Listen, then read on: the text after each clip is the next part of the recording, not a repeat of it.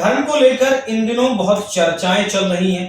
कहा जा रहा है कि सनातन धर्म खतरे में है, हिंदू धर्म खतरे में है, जिसे लेकर तमाम तरीके के धर्म संसदों का आयोजन किया जा रहा है और सनातन बोर्ड बनाने की बात कही जा रही है। हर वो उपाय करने की कोशिश की जा रही है जिससे सनातन धर्म को बचाया जा सके। तो आज हम विस्तार से जानने की कोशिश करेंगे कि सनातन क्या है, हिंदू क्या है, दोनों में फर्क क्या है। इसी फर्क को बताने के लिए मेरे साथ मौजूद हैं एडवोकेट नीरज चौहान। बहुत बहुत स्वागत सर आपका। ये जो विषयांतर हुआ है, मतलब हिंदू और सनातनी, एक हिंदू होना एक सनातनी होना, दोनों एक बात है, दोनों अलग अलग बात है। बहुत अच्छा क्वेश्चन है और अच्छा लगा कि ये क्वेश्चन आपने पूछा। मैं थोड़ा बेसिक से बात करता हूँ जी। आपने बीज देखा होगा, बीज जब हम बीज को मिट्टी में डालते हैं तो क्या होता है कि बीज में से एक बाहर निकल जाती है, कली फूट के अंकुरित होता है। उसके बाद जब कली धीरे धीरे अंकुरित होकर आगे बढ़ती है तो उसकी कुछ शाखाएं निकल आती हैं और बीज वो और आगे बढ़ता है तो उसके अंदर और शाखाएं मजबूत होती हैं और शाखाएं निकलती है, बीच में तना उसमें मजबूत चलता रहता है। ठीक है। तो आप देखिए जितनी भी शाखाएं होती है उस तने पर लगी होती है और सबका भार उस तने पर होता है। वो तना अपने आप की ही शाखाओं को बांधे रखता है।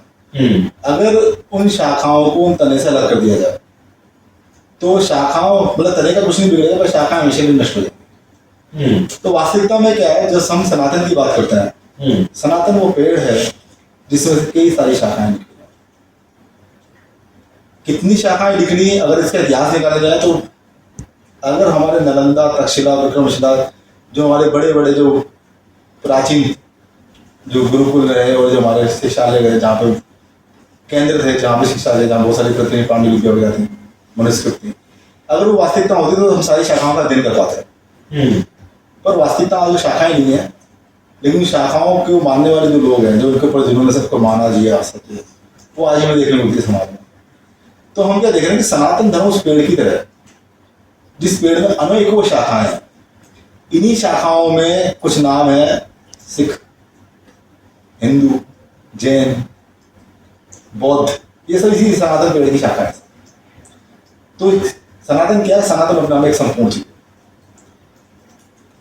तो ये कहना कि हिंदू की अलग चीज नहीं, उसी पेड़ का अंग है।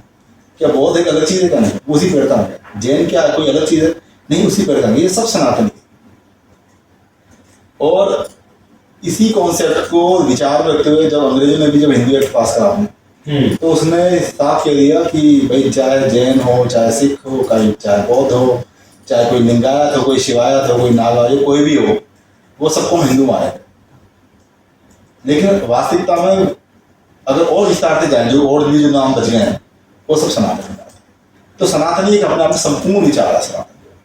और जब आपने बात रखी है सनातन के ऊपर, तो मैं अक्सर लोगों से पास प्रश्न पूछा था और प्रश्न क्या था मेरे कि आप सनातन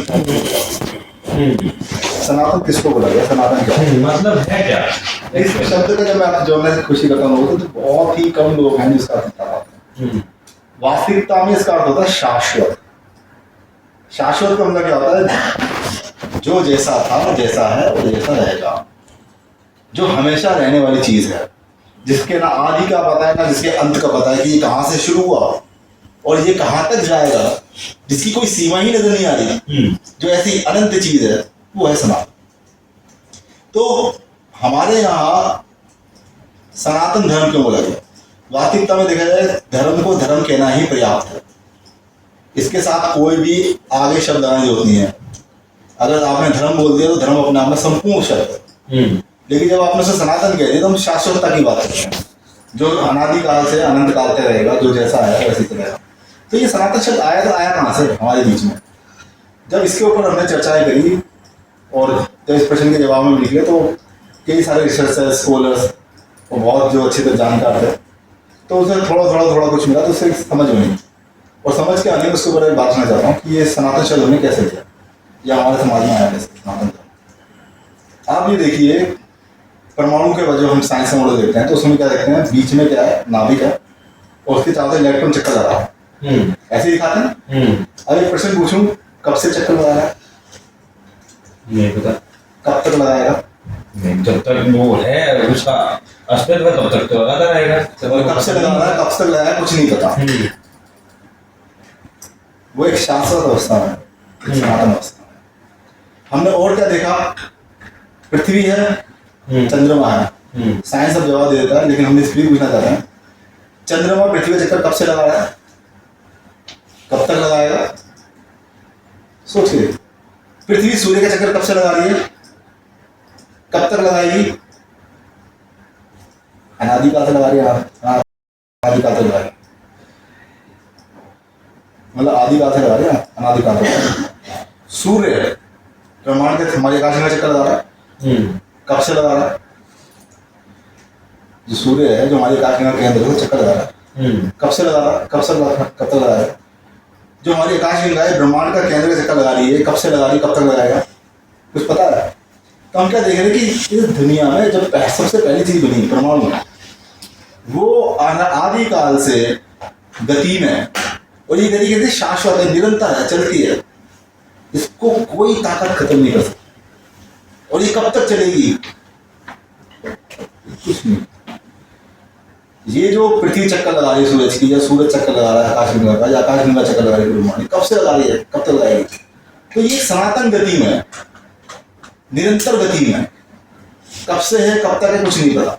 तो हमने एक शाश्वत अवस्था देखी।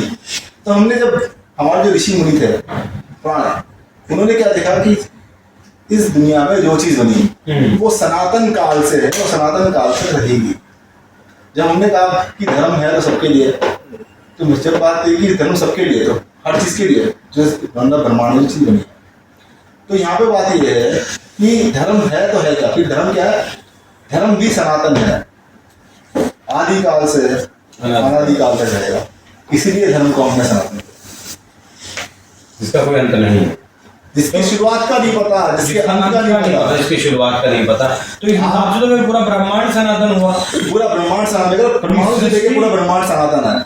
और यही कारण है कि हमने धर्म को भी क्या बना कि धर्म सनातन।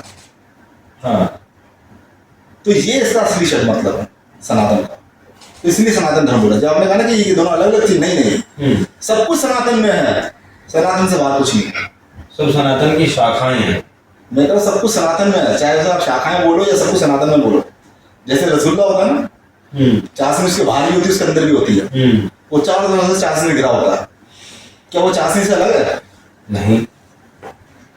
तो वो चाशनी क्या है? वो चाशनी एक सनातन नहीं है, वो रसा रसा है। वो चाहे रसगुल्ला अपना वो कितना भी उससे अलग कर ले, जिस दिन अलग कर लेगा रसगुल्ले का अस्तित्व खत्म हो जाएगा। इसलिए हम कहते हैं जिसने अपना वो धर्म से अलग करने की उसका अस्तित्व खत्म हो जाएगा। यही कारण है कि जब इतिहास ढूंढ निकलते हैं धर्मों का, तो 2-2.5 साल पुराने ढूंढते लोग को मिल जाते ढूंढने के लिए, जो अपने आप को धर्म कह रहे हैं, वास्तविक वो धर्म है या नहीं, इसके ऊपर रिसर्च होनी चाहिए होगा। इसलिए सनातन धर्म की बात करते हैं तो हमारे को प्रवर्तक नजर नहीं आता कि इसके प्रवर्तक कौन है, इसका पैगंबर कौन है, इसका पीर कौन है, किसने इसको चलाया। जब ढूंढने निकलेंगे तो हजारों ऋषियों मिल जाएंगे, इनके इतिहास मिल जाएगा, जो समय समय पे कुछ ना कुछ बात रखते रहे। लेकिन हमने क्या प्रकृति से अपना आप जोड़ दिया। इसीलिए सनातन एक विस्तृत विचारधारा है, जिसकी मतलब कोई सीमा नजर नहीं आती, ना आदि का पता चलता है ना अंत का पता चलता है। इसलिए इसको सनातन बोला गया था। तो इसीलिए हमने क्या रखा, हर विचार का स्वागत किया। क्यों? क्योंकि हम बेहतर को और बेहतर कैसे बनाएं, चीज अच्छे से और ज्यादा अच्छी कैसे हो जाए, हमें सिर्फ अच्छे से अच्छे की तरफ जाना था। ये सनातन सिखाता, निरंतर गति में सिखाता है। क्यों? क्योंकि जब गति रुक जाएगी तो आपका अंत हो जाएगा, मर जाएगा। इसलिए सनातन का कभी अंत नहीं हो सकता, वो निरंतर गति में रहेगा। इसलिए हमें सनातन धर्म, तो धर्म हमेशा सनातन। हिंदू की अगर इसी में बात करूं, इसी में जो आपने जो कहा कि सनातन कभी खत्म नहीं हो सकता, इसमें अगर हिंदू सनातन की जगह हिंदू शब्द रखें, असल में प्रायवाची के रूप में रख सकते हैं। लेकिन जब इसकी क्या गूढ़ता में जाएंगे, इसकी डीपली इसमें जाएंगे, इसके सागर के अंदर जब होते जाएंगे तो पता चलेगा कि हाँ, सनातन के कुछ विचारों को जो जान लिया गया, समझ लिया गया, वो हिंदू धर्म बोले, विचारधारा बोले, सभ्यता बोले, सभी में उसके नाम पे अपना लिया गया। अगर संपूर्ण सनातन को अपना लो तो मैं कहता हूँ कि शायद ही दुनिया में कोई झगड़ा हो, शायद ही कोई लड़ाई हो, शायद ही कोई मारकाट हो, शायद ही किसी बात के लिए मैं कहता हूँ आपके पास जवाब ना हो।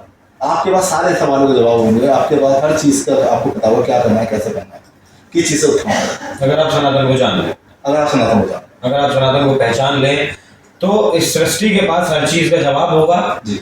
और युद्धों में नहीं फंसेगी, आपसी लड़ाई में नहीं फंसेगी, धर्म के भेदभाव में नहीं फंसेगी। बहुत बहुत शुक्रिया सर आपका, आपने इतना विस्तृत तरीके से हिंदू और सनातन को समझाया, क्योंकि ये एक सवाल अक्सर लोगों के मन में बना रहता है कि क्या हिंदू धर्म सनातन धर्म, हिंदू धर्म सनातन धर्म। उसका मुझे लगता है कि शायद अब तक का मेरे सामने ये सबसे बेहतर जो है आंसर आपने दिया है। बाकी इस विषय को लेकर आपकी क्या राय है, कमेंट कर जरूर बताएं। नमस्कार।